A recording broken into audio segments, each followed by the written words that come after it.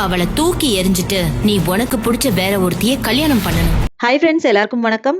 இந்த வாரம் சின்ன மருமகளை என்ன நடக்க போகுது அப்படிங்கிற ப்ரோமோ பத்தி தாங்க இந்த வீடியோல பார்க்க போறோம். சேது வந்துட்டு 400 ஓட்டு வித்தியாசத்துல ஜெயிச்சிட்டார் இல்லையா? அப்ப தமிழ்ச்செல்வி பார்த்து பேசுறாரு. நீ வந்து சாரி கேட்டீங்கன்னா கூட மன்னிக்கலாம்னு நினைச்சேன். ஆனா நீ இப்ப இருக்கிறதுக்கு எனக்கு அந்த ஐடியாவும் இல்லை அப்படிங்கிறாரு. நான் எதுக்கு உங்ககிட்ட வந்து சாரி கேட்கணும்? என்னோட தலை முடி கூட உங்ககிட்ட வந்து அப்படி கேட்காது அப்படின்னு சொல்றாங்க. உன் திமிரு அடங்கவே அடங்காதிரி அப்படின்னு சொல்லிட்டு கோவத்துல போயிடுறாரு சேது. அதுக்கப்புறமா வந்துட்டு அவங்க வீட்ல எல்லாரும் பேசிட்டு இருக்காங்க. அப்போ அந்த நான் தான் ஜெயிச்சேன், தமிழ்ச்செல்வி தோத்துட்டா அப்படின்னு சொல்லவும், சரி பரவால்ல. நீ எக்ஸ்பெக்ட் பண்ண அந்த 50,000 ஓட்டு வித்தியாசத்துல ஜெயிக்கலனாலும் ஜெயிச்சுட்டா தானே விடு அப்படின்னு சொல்லிட்டு அவங்க அப்பாலாம் சொல்றாரு. அதுக்கப்புறமா வந்துட்டு இத வச்சு ஏதாவது பிரச்சனை பண்ணணுமே அப்படின்னு சொல்லிட்டு ஈஸ்வரி என்ன பண்றாங்கன்னா, அவங்களோட சொந்தக்காரங்க இருக்காங்களே அவங்களுக்கு ஃபோன் பண்ணி, நீ வந்து தமிழ்ச்செல்வி ஜெயிச்சதுக்கு வாழ்த்துக்கள் அப்படின்னு சொல்லிட்டு, சேது, ராஜாங்கம் இவங்க எல்லாத்தையுமே நடுங்க வச்ச தமிழ்ச்செல்விக்கு வாழ்த்துக்கள் அப்படின்னு சொல்லி போட்டு ஒரு போஸ்டர் அடிச்சு ஒட்டு அப்படின்னு சொல்றாங்க. அதே மாதிரி போஸ்டர் அடிச்சு ஒட்டியிருக்காங்க.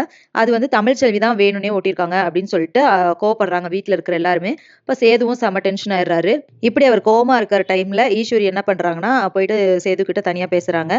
நீ அவளுக்கு பதிலடி கொடுக்கணும், அவ திமிர அடக்கணும், அதுக்கு பேசாம அவளை விட்டுட்டு நீ வந்து வேற உனக்கு பிடிச்ச பொண்ணா நல்ல பொண்ணா கல்யாணம் பண்ணிக்கணும் அப்படின்னு சொல்றாங்க. இப்ப அதை கேட்டு சேது யோசிக்கிறாரு. யோசிச்சுட்டு எல்லாத்து முன்னாடியும் வந்துட்டு ஃபேமிலியில எல்லாத்து முன்னாடியும் சொல்றாரு. நான் ஒரு முடிவு எடுத்திருக்கேன் அப்படின்னு சொல்றாரு. என்ன அப்படின்னு எல்லாரும் கேட்கும்போது, நான் தமிழ்ச்செல்வி டிவோர்ஸ் பண்ணிட்டு வேற பொண்ணை கல்யாணம் பண்ணிக்க போறேன் அப்படின்னு சொல்றாரு. இதை கேட்டு வீட்டுல இருக்கிற எல்லாருமே ஷாக் ஆகுறாங்க. ஸோ இதுக்கப்புறம் என்ன நடக்க போகுது அப்படிங்கிறத இனி வர வீடியோல ஒன்னொன்னா பார்க்கலாம் ஃப்ரெண்ட்ஸ். அது வரைக்கும் வெயிட் பண்ணுங்க. நன்றி, வணக்கம்.